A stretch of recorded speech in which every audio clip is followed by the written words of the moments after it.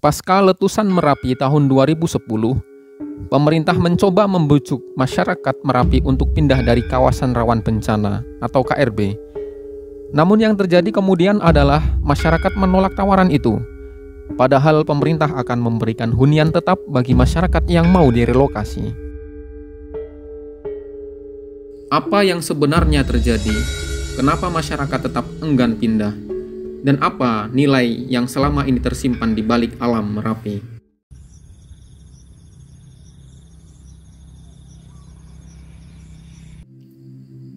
Dengan riwayat letusan yang cukup intensif, Merapi menjadi salah satu gunung teraktif di dunia. Pada tanggal 4 Agustus 1672, terdapat 3.000 korban meninggal. Pada tanggal 25 Desember 1832, terdapat 100 korban meninggal. Pada tanggal 15 sampai 20 April 1872, terdapat 200 korban meninggal. Pada tanggal 18 Desember 1954, terdapat 1.369 korban meninggal. Kemudian terakhir pada Oktober sampai November 2010, terdapat 386 korban meninggal. Dengan kondisi ini, Merapi memastikan dirinya sebagai gunung api yang memiliki siklus tetap. Maka dari itu sering diistilahkan Merapi tak pernah ingkar janji. Dengan kondisi ini, pemerintah melakukan pemetaan untuk kawasan Gunung Merapi. Merapi memiliki pembagian wilayah kebencanaan berdasarkan level kerawanannya. Pertama adalah KRB 3, kedua adalah KRB 2, dan ketiga adalah KRB 1. Wilayah ini terbagi ke dalam 4 kabupaten, yakni Sleman, Magelang, Klaten, dan Boyolali. Keempatnya berada di wilayah administrasi dari 2 provinsi, yakni Provinsi Jawa Tengah dan Daerah Istimewa Yogyakarta. Masyarakat Merapi menjadikan Merapi sebagai bagian dari kehidupannya. Selain kesejukan dan alam yang indah, Merapi menyimpan sesuatu yang cukup bernilai. Di balik kesederhanaan dan gaya hidup bersahaja, ternyata masyarakat Merapi memiliki etos hidup yang tinggi dan kearifan lokal yang kaya. Bertahun-tahun lamanya, mereka berhasil mengelola kekayaan alam Merapi, terutama pasir hitam yang menjadi material muntahan Merapi. Pasir ini tidak sekedar mencukupi, namun telah menjadi nilai yang lebih dari sekedar memenuhi standar hidup sejahtera. Memindahkan secara sepihak tidak akan menggantikan apa yang masyarakat Merapi dapat dari mengelola warisan alam tersebut. Pada riset Walhi dalam buku karya Suparlan, 1 kepala keluarga sebelum letusan tahun 2010 dapat menghasilkan pendapatan 1.500.000 per bulan. Namun pasca letusan 2010, 1 kepala keluarga bisa mendapatkan 3 juta per bulan, yang artinya naik 100% atau 2 kali lipat dari pendapatan sebelumnya.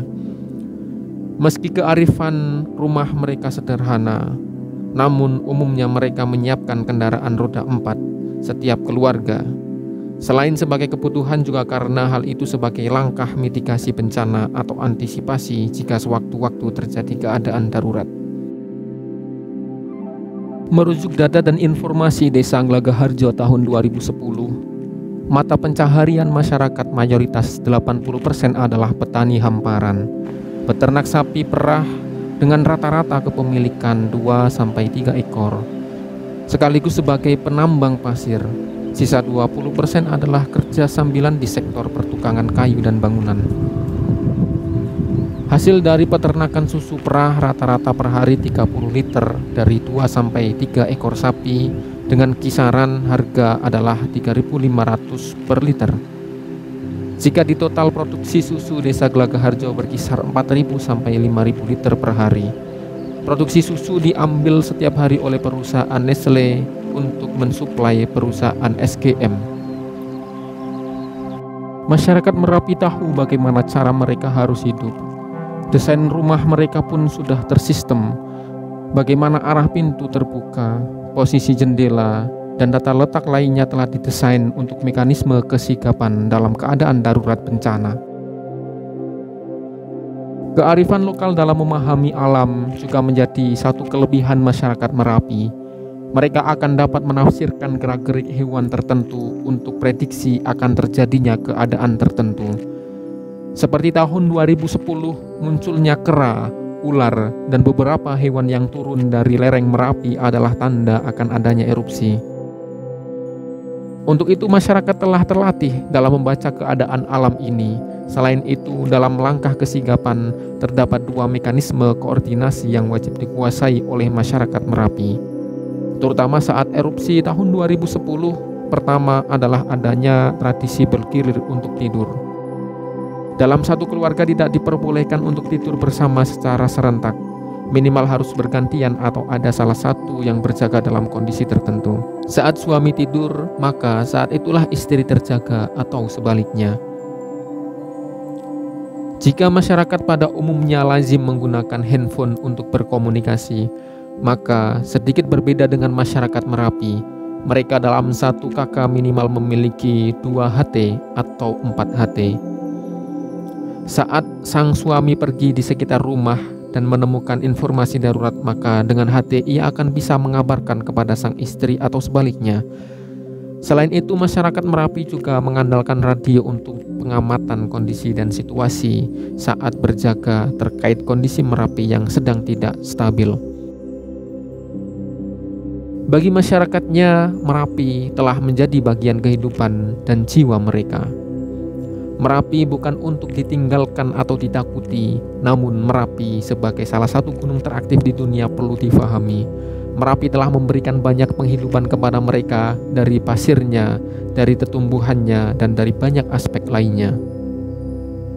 Hal itu menjadi salah satu alasan masyarakat Merapi enggan pindah dari tanahnya. Selain permasalahan sosial, permasalahan akomodatif juga menjadi kendala tersendiri, terutama mengenai konsep settlement. Konsep bangunan rumah yang berderet hanya mengedepankan kelengkapan atau keindahan bangunan terlihat sangat dominan. Selain itu, pembiayaan pembangunan hunian tetap atau huntap sebesar 30 juta untuk per unit dengan luas 36 meter persegi dan luas tanah 100 meter persegi kiranya tidak memungkinkan untuk mendapatkan harapan masyarakat kembali saat telah terelokasi. Dari kebijakan tersebut masih terdapat lubang-lubang dari konsep yang coba dibangun pemerintah. Untuk kajian yang lebih komprehensif, pemerintah belum menyentuh problem sosial dan baru berada pada upaya mengatasi problem infrastruktur pasca kebencanaan. Desa Glagaharjo merupakan salah satu contoh dari ribuan desa di Indonesia yang masih melekat, mempertahankan kearifan hidup selaras bersama ancaman. Bagi masyarakat Glagaharjo yang sehari-hari hidup sangat dekat dengan pusat letusan Gunung Merapi, memposisikan Merapi sebagai bagian dari sejarah peradaban masyarakat desa Glagaharjo. Pilihan untuk menolak direlokasi didasarkan dari kesadaran bahwa secara kosmik mereka sudah menyatu dengan Gunung Merapi. Sejarah penolakan masyarakat Merapi untuk direlokasi pada dasarnya telah sejak lama dilakukan oleh masyarakat. Letusan Merapi pada tahun 1994 menjadi fakta bahwa masyarakat tidak mau meninggalkan daerahnya yang telah luluh lantak akibat erupsi Gunung Merapi dan ditetapkan sebagai kawasan terlarang bagi hunian. Namun faktanya masyarakat tetap kembali dan menjalani kehidupan sebagai sebuah pilihan kebijaksanaan hidup selaras bersama ancaman Merapi.